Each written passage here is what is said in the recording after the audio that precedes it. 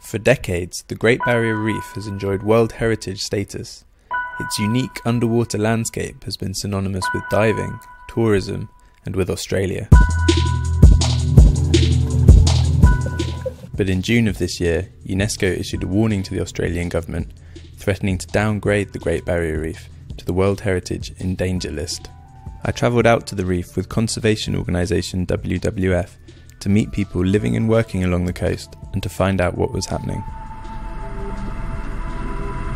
Runway 1028 at taxiway Alpha 5, traffic license. So we're taking off from Rockhampton and running alongside the Fitzroy River.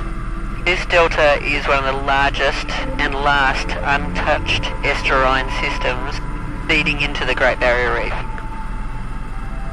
This is what we're really fighting to protect. We can see in the distance there Gladstone Harbour and the industrial development and the destruction of the World Heritage listed Curtis Island. There were dead turtles washing up on the beaches. The Indo-Pacific humpback dolphins disappeared completely from the area, and it basically destroyed the fishing industry in the Gladstone area when that happened.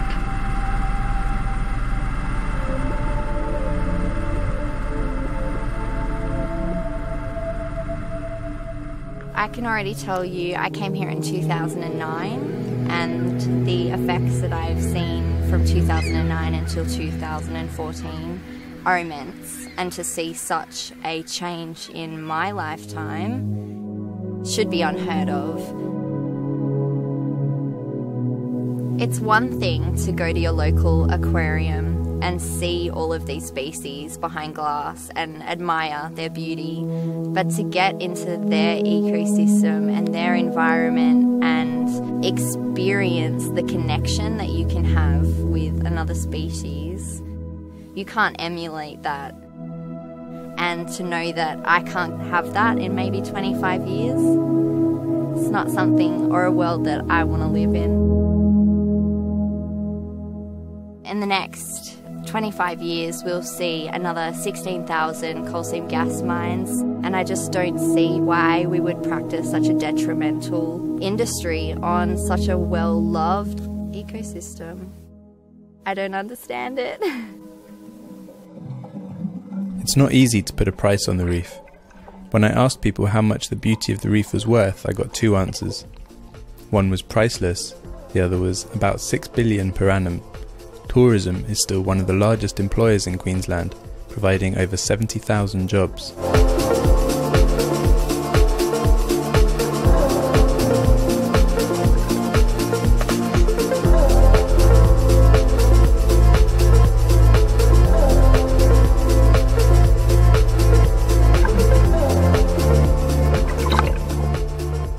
Now, as a tour operator, we work very hard to protect the reef. It is our backyard, it's our business, so naturally take a lot of care of it.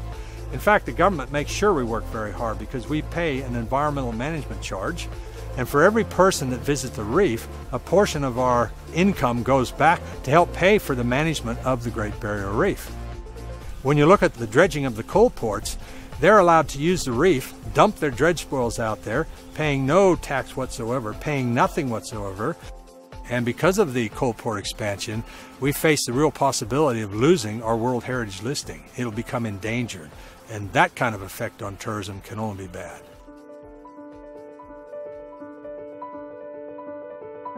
The Barrier Reef is unique in that most of the threats facing it come in the form of onshore industry. Before the recent drive to expand coal ports, the main industry in the firing line was farming. Rainfall inland starts in the mountains, crosses agricultural land picking up pesticides and fertilizers, and then carries it down the rivers and out onto the reef. But farming practices are starting to change. I met up with Jerry DeGuara, a sugarcane farmer from Mackay, taking part in Project Catalyst, a partnership bringing together farmers, the Coca-Cola Foundation, government agencies and WWF to find ways to reduce his impact on the reef without compromising the productivity of his business. People need to be shown ways to improve what goes on. That's the main thing, I think. So far, everything we've done to improve the water quality has been a bonus in the fact that it's probably the best economically to do it, And, we've gone to a controlled traffic, applying the nutrients in the right position in the fields, moving more towards variable rate, not over-fertilising at areas that don't need it. Nothing has cost us a lot more money. It's been a great help with the capital expenditure, and so far it seems like it's working. The situation here on the Great Barrier Reef reflects the findings of WWF's newly released Living Planet report. Jerry and the Great Barrier Reef are just one example of how better choices can be good for business and the environment. If worked sustainably, the Great Barrier Reef could continue to generate revenue in farming, fishing, tourism, renewables and other industries that rely on its beauty and its natural capital. But if our ecological and financial decisions remain unaligned, everyone stands to lose. And what's at stake is more than just World Heritage status.